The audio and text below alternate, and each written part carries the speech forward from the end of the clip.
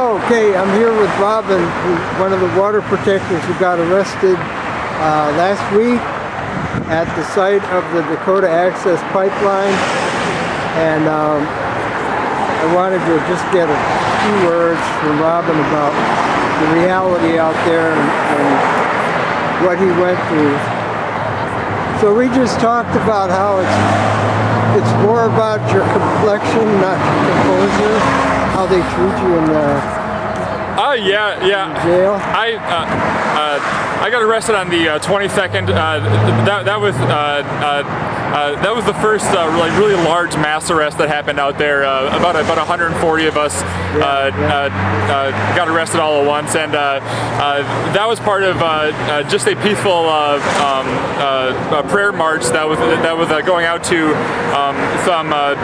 some sacred sites on land that we had permission to be on, that the police did not have permission to be on, and yet the police followed us out there, and we watched the police open up a gate illegally and trespassed on the land that they were not allowed to be on, and they started to surround us out there, and they picked out natives to try to agitate. Basically, they would hit them with batons in the chest. Two of my cellmates actually had bruises on their chest from being hit in the chest with batons. There's videos from start to finish, for this prayer march, and at no point does anyone on our side do anything to provoke the police or to express anything violent toward the police, and yet the police were trying to escalate the situation by macing people for no reason. There was one officer that you can see in many of the videos from the 22nd, where he was carrying a large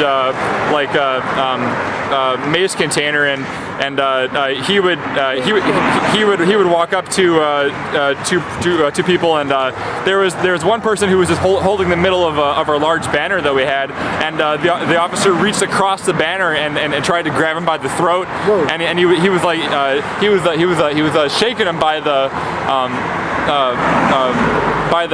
neck of his coat and stuff, Did you get the sense that they were trying to provoke resisting arrest, and then that would be excuse for more severe action against you guys?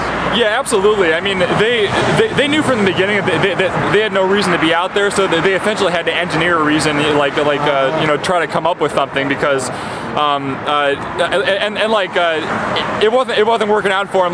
This cop's coworker actually came up to him and they started arguing for a second, and then they had to change their strategy, and they went back and they said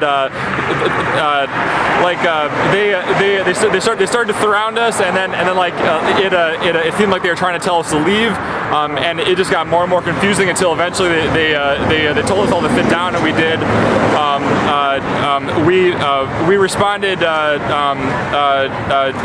their aggression only with prayer, and there's prayer and song,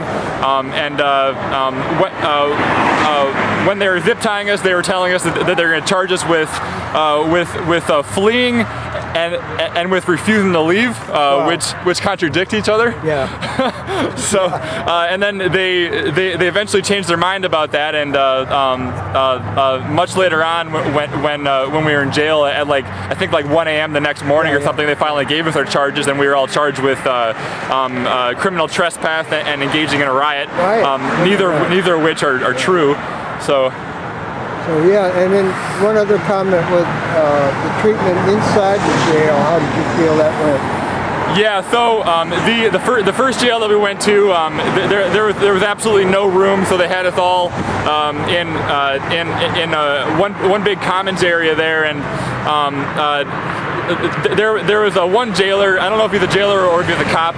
He was a larger bouncer type guy with a badge and a red shirt, and he walked up to the first native guy that he saw, and he said to him, "Hey, why don't you get a job?" and like all of us just like looked at him with like total confusion because it's like you clearly don't know what any of this is about. Again, a provocation to yeah, exactly. provoke something. Yeah, and they were trying to provoke people, and they ended up throwing two Native Americans in solitary confinement. Wow. From that group, and they had to sit in there for.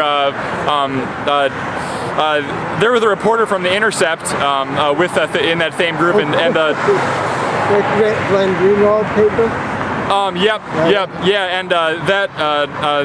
that reporter reported that we were there for a total of 8 hours with no food or water, and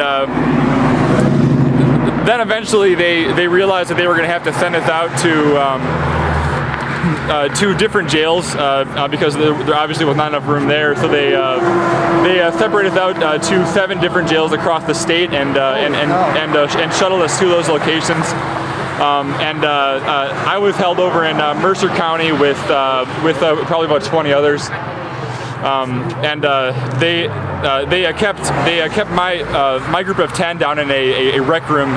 They locked us in. The rec room was empty except for just some cots provided by the American Red Cross. So.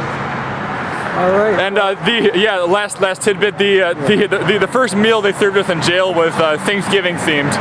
Oh no. So let that sink in, I guess. All right, thanks, Robin, for the interview. I appreciate it.